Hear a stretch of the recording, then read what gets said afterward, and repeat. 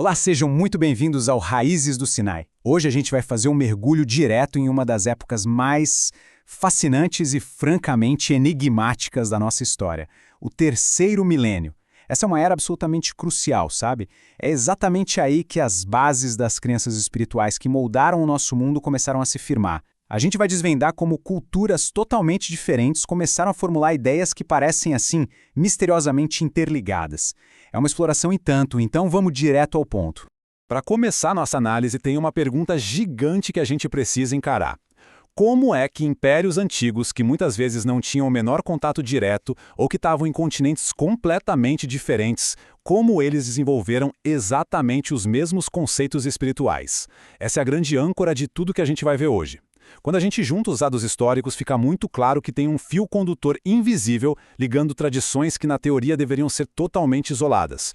Então a nossa missão agora é descobrir onde é que esse fio começou a ser puxado. Ponto 1. O zoroastrismo lá na Pérsia. Bom, bem no coração do antigo Império Persa, o profeta Zaratustra, ou Zoroastro como muita gente conhece, introduziu a figura de Ahura Mazda. Esse seria o deus supremo e incriado. E o que é realmente chocante aqui é essa mudança brusca para uma ideia monoteísta no meio de um mundo que era até então pesadamente politeísta. Com Ahura Mazda, o zoroastrismo cria meio que uma batalha filosófica cósmica, né? Uma guerra constante entre o bem e o mal. E a humanidade, a partir desse momento, precisava basicamente escolher de qual lado do campo de batalha ia ficar. Agora, olha que loucura. Quando a gente faz uma comparação direta entre o relato da criação no zoroastrismo e a narrativa do Gênesis, a coisa fica impressionante. Na tradição persa, o mundo foi criado em exatas 7 etapas. Primeiro os céus, depois as águas, a terra, as plantas, os animais, o ser humano bem no 6º dia e, para fechar, o fogo no 7º dia. Gente, essa sequência é quase um espelho da ordem de criação que a gente vê na tradição judaico-cristã. É literalmente impossível ignorar como essas ideias se sobrepõem. E não para por aí, viu? As conexões só ficam mais profundas. Se a gente colocar a figura do Salxiante, lá do zoroastrismo, lado a lado com o conceito do Messias, as semelhanças são simplesmente gritantes. O Salxiante era descrito como um salvador, nascido de uma virgem de um jeito sobrenatural, que reinaria por 1000 anos. E não só isso, ele ia ajudar na redenção das almas na tal batalha definitiva entre o bem e o mal. A ressonância disso com textos sagrados de outras tradições que vieram depois é inegável. É como ver a mesma história contada em outro idioma. Então, só para amarrar essa parte, olha o peso desses conceitos compartilhados. A gente tem o livre-arbítrio, o juízo final, a existência de anjos, que eles chamavam de ahuras, e os demônios, os devas. Até a ressurreição dos mortos e aquela batalha cósmica pelo destino do universo já estavam ali super presentes.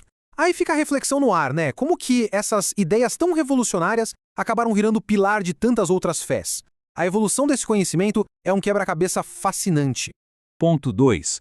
O misticismo do Merkabah.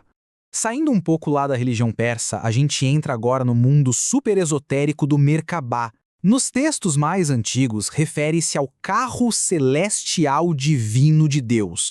Mas, nas antigas escolas místicas, esse carro virou uma espécie de metáfora, um veículo para uma ascensão espiritual interdimensional. Era basicamente o método que a alma humana usava para tentar voltar para o seu lar original, sabe? Uma busca pela união divina mais alta possível, ainda em vida, através de um estado de êxtase profundo.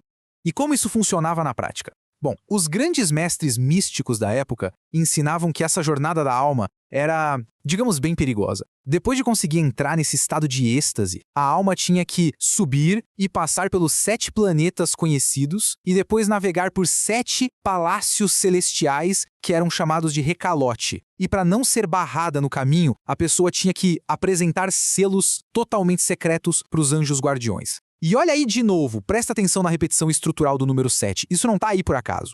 Vamos para o nosso ponto 3, os mistérios de Mitra.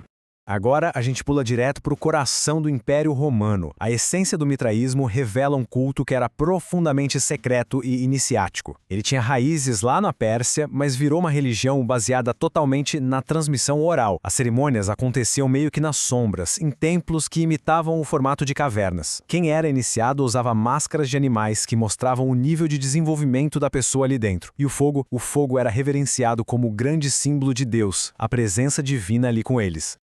E adivinha? Aquele padrão numérico absurdo se repete. Para alcançar a iluminação no mitraísmo, as pessoas precisavam escalar uma hierarquia muito rígida de exatos 7 níveis de iniciação. Começava lá embaixo, no nível do corvo, e ia subindo até o grau máximo de pater, ou pai. É muito louco observar como essa ideia de uma subida em 7 etapas espelha com perfeição aquela mesma jornada da alma que a gente acabou de ver no misticismo do Merkabah. Estão vendo as peças se encaixando? E para colocar isso numa perspectiva que a gente conhece muito bem, olha essa linha do tempo sobre as origens do 25 de dezembro. O calendário romano tinha a Saturnália, que era um festival de, adivinha, 7 dias, e começava em 17 de dezembro. Logo em seguida, cravado no dia 25, o pessoal celebrava a Nativitas, que era o nascimento do Sol Invencível, que era uma figura totalmente associada a Mitra.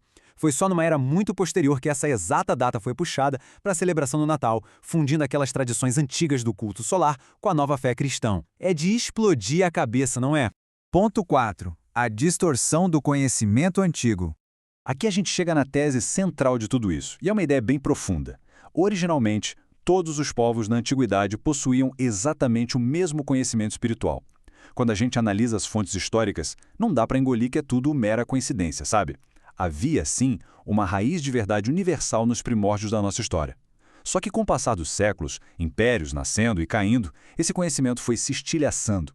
Ele foi fragmentado e muito distorcido, e foi isso que deu origem aos vários mitos e cultos de mistério espalhados pelo mundo. O que nos leva ao ponto 5, o chamado aos hebreus. Foi exatamente nesse cenário global de confusão total que, segundo a narrativa histórica, Deus resolveu chamar um povo específico, os hebreus. E o objetivo aqui não era ser um clube exclusivo, não. A ideia era criar um ambiente seguro para preservar aquele conhecimento original, o conhecimento verdadeiro que estava se perdendo. A missão deles era basicamente atuar como um farol para o resto da humanidade, trazer aquela verdade antiga de volta para a luz e começar a desmistificar todas aquelas distorções que tinham se espalhado como fogo pelas outras culturas. Tem muita coisa para a gente processar sobre as verdadeiras origens de tudo que a gente acredita hoje, não tem? É como olhar para a história com lentes totalmente novas. Se você gostou de explorar esses temas, não esquece de deixar um comentário dizendo o que mais te surpreendeu hoje. Compartilhe esse conhecimento com quem também curte esses mistérios antigos e, claro, se inscreve lá no canal Raízes do Sinai no YouTube para não perder nada. Tem muita, mas muita coisa ainda esperando para ser revelada. Um abraço gigante e até a próxima exploração.